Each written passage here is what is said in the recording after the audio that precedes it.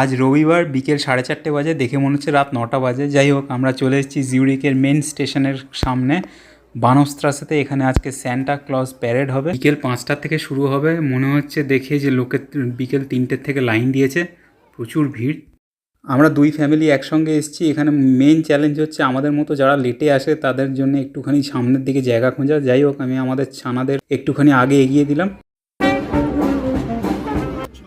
আর main attraction হচ্ছে specially বাচ্চাদের জন্য স্মুথলি, মানে স্যান্টা ক্লজের হেল্পার, এখানে স্মুথলি বলে।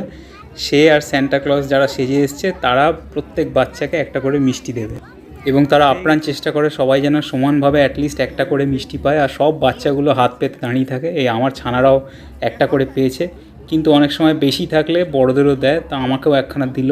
আমার ছোটো ছানা আবার নিজেরটা পকেটে ঢুকিয়ে আবার স্যান্টার কাছে হাত পেতেছে। যাই হোক, আবার একখানা পেয়েছে। অবশ্য সব বাচ্চাই ওই রকমভাবেই করে।